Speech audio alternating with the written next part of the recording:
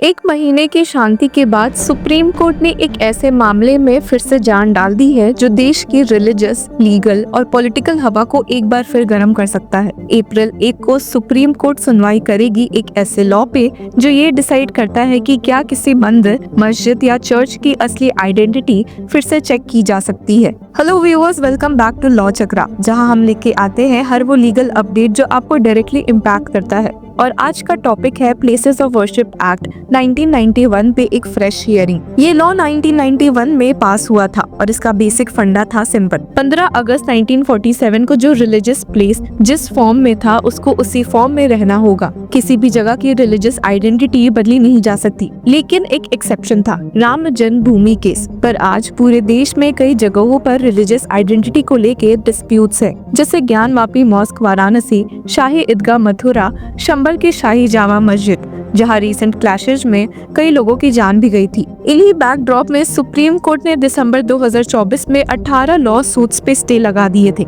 इस केस की last hearing हुई थी 17 फरवरी को। पर जब ये केस 17 फरवरी को सुप्रीम कोर्ट में सीजेआई संजीव खन्ना और जस्टिस पीवी संजय कुमार की बेंच के सामने आ पहुंचा, तो उन्होंने कह दिया था कि there is the limit to such intervention applications. इसलिए भी क्योंकि आए दिन इस केस में हर दूसरी पॉलिटिकल पार्टीज एक इंटरवेंशन एप्लीकेशन लेकर पहुंच रही थी। कांग्रेस पार्टी, CPI-ML, जामियत उलमा-ए-हिंद और AIMIM चीफ असाउद्दीन ओवैसी जैसे बड़े नाम इस केस में इंटरवेन कर रहे थे और एक्ट की वैलिडिटी को सपोर्ट कर रहे थे। वहीं on the other side Hindu groups और बीजेपी लीडर अश्विनी उपाध्याय, जिन्होंने ये PIL फाइल की थी, ये कह रहे हैं कि ये एक्ट अनजस्ट है और हिंदू, जैन, सिख और बुद्धिस्ट कम्युनिटीज के रिलीजियस राइट्स को रिस्ट्रिक्ट करता है। पर इसी के साथ अब ये बात सामने आई है कि अप्रैल 1 को चीफ जस्टिस संजीव खन्ना और जस्टिस संजय कुमार की बेंच एक नए पिटीशन पे सुनवाई करेगी।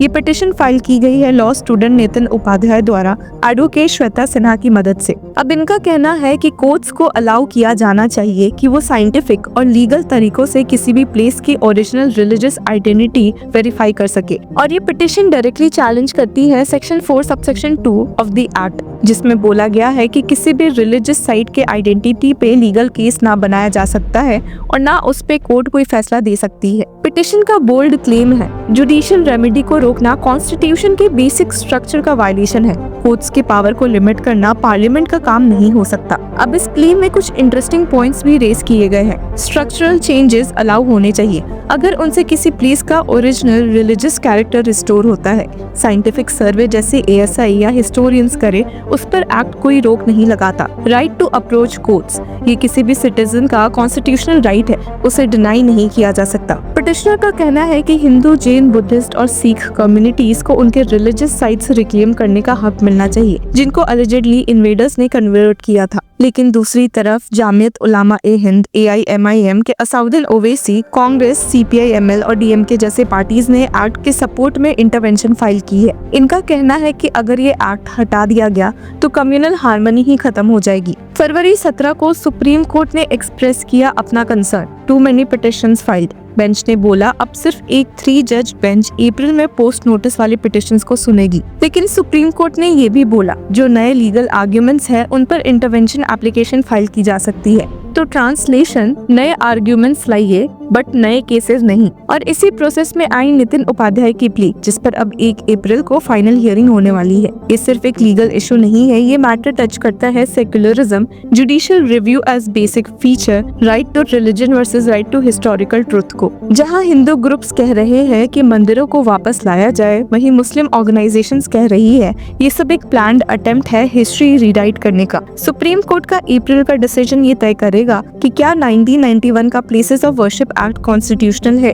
क्या रिलीजियस आइडेंटिटी वेरीफाई करना लीगल होना चाहिए। तो अब सवाल ये भी है, क्या ये केस एक नया अयोध्या बनेगा या सुप्रीम कोर्ट कोई मिडिल पाथ ढूंढ सकेगी। सिर्फ यही नहीं बल्कि अभी तक इस केस में ये अपडेट भी सामने आई है कि सेंटर ने इस केस में अब तक अपना रिप्लाई फाइल नहीं किया है। इसके बावजूद कि हाल ही में CJ संजीव खन्ना ने उन्हें ऐसा करने के लिए डायरेक्ट किया था। दिसंबर 2024 में सुप्रीम कोर्ट ने क्लियर ऑर्डर दिया था कि सेंटर को अपना काउंटर अफिडेविट सिर्फ 4 हफ्तों के अंदर फाइल करना होगा, लेकिन अब तक ऐसा नहीं हुआ है और ये डिले लोगों को काफी सस्पिशियस भी लग रहा है। क्या ये जानबूझकर किया गया है? क्या गवर्नमेंट किसी स्पेसिफिक स्ट्रैटेजी का वेट कर रही है? ये सब सवाल इस केस को और भी कॉम्प्लेक्स बना देते हैं। मथुरा की शाही मस्जिद ईदगाह कमेटी ने तो ये तक कह दिया कि सुप्रीम कोर्ट सेंटर का जवाब फाइल करने का राइट ही बंद कर दे। उनका कहना है कि सेंटर जानबूझकर डिले कर रही है ताकि जो लोग इस एक्ट का समर्थन कर रहे हैं उनका वक्त बर्बाद हो और उनका केस कमजोर हो जाए। The plea stated that the Union of India is deliberately not filing its counter affidavit reply with the intention to delay the hearing of the present writ petition and the connected writ petitions, thereby obstructing those who are opposing the challenge। अगर supreme court इस plea को accept करता है और centre के reply का right बंद कर देता है तो ये एक यूनिक प्रेसिडेंट सेट करेगा, लेकिन दूसरी तरफ सेंटर का डिले क्या सिर्फ प्रोसीजरल था या पॉलिटिकल, ये एक बड़ा सवाल बन गया है। अगर हम इस बारे में सोचे कि भला इस केस में इतने इंटरवेंशन एप्लीकेशंस फाइल हो रहे हैं तो पिछले कुछ सालों में बहुत सारी ही लीगल पिटीशन सिविल कोर्ट्स में फाइल की गई है, जिसमें हिंदू पार्टीज का कहना है कि कुछ मस्जिदें पुराने मंदिरों के ऊपर बनी है, जिसमें ज्ञानवापी मॉस्क वाराणसी, शाही ईदगाह मथुरा, अजमेर दरगाह और शाही जामा मस्जिद संभल जैसे केसेस शामिल है। सुप्रीम कोर्ट ने दिसंबर 2024 में लोअर कोर्ट्स को कहा था कि जब तक प्लेसेस ऑफ वर्शिप एक्ट की वैलिडिटी पर फाइनल डिसीजन नहीं आता तब तक कोई सब्सटेंटिव ऑर्डर या सर्वे नहीं किया जाएगा। जामियत उलामा ए हिंद जैसे मुस्लिम ऑर्गेनाइजेशंस का कहना है कि अगर ये एक्ट को स्ट्राइक डाउन किया गया तो कम्युनल हार्मनी डिस्टर्ब हो सकती है। उनका कहना है कि ये एक्ट इंडिया के सेक्युलरिज्म का एक इम्पोर्टेंट पिलर है जो हिस्टोरिकल डिस्प्यूट्स को दोबारा खोलने से रोकता है। बीजेपी लीडर अश्विनी उपाध्याय की प्ली ये कह रही है कि ये एक्ट हिस्टोरिकल इन्वेजन्स के दौरान हुई इलीगल इंक्रोचमेंट्स को परपेचुएट करता है और हिंदू, जैन, बुद्धिस्ट और सिख कम्युनिटीज को उनके रिलीजियस साइट्स रिक्लेम करने से रोकता है। तो व्यूअर्स, आपका क्या कहना है? क्या कोर्ट्स को ये पावर मिलनी चाहिए कि वो हिस्टोरिकल ट्रुथ जान सके या फिर 1947 का स्टेटस को मेंटेन रहना चाहिए? कमेंट करके हमें जरूर बताएं and don't forget to like, share and subscribe to law Chakra. Hello law lovers and justice seekers, welcome to law Chakra. हम आपके लिए लेकर आए हैं कुछ बहुत ही exclusive. Introducing law Chakra prime membership, जो आपको देगा exclusive access like never before. चाहते हो कि सबसे पहले आपको मिले latest legal updates? Law Chakra prime के साथ आपको मिलेगा early access to exclusive content, critical case analysis, courtroom battle का ब्रेकडाउन, वो भी बाकी व्यूअर्स से पहले। मोर अपडेट्स, मोर एनालिसिस, यानी कि फुल इनसाइडर एक्सेस, वो भी बस घर बैठे। यही नहीं, प्राइम मेंबर को मिलेगा access to exclusive interview session with renowned जजेस, लीगल एक्सपर्ट्स एंड लॉयर्स। ऐसे इनसाइट्स जो आपको कहीं और नहीं मिले। इसी के साथ अगर आप कभी सोचे कि हम कैसे लेकर आते हैं आपके लिए ये लीगल अपडेट्स, तो इसके लिए भी प्राइम मेंबर्स के लिए है हमारे पास एक special sneak peek behind the scenes of law chakra. Brainstorming session से लेकर ब्लूपर्स तक सब कुछ। In short, more content, more update and more analysis. Political legal controversies हो या इन डेप्थ लीगल सेशंस, सब कुछ आपको मिलेगा एट वेरी मिनिमल प्राइस। बनिए लॉ चक्रा की प्राइम मेंबर और अनलॉक कीजिए full potential of legal knowledge. अभी ज्वाइन कीजिए।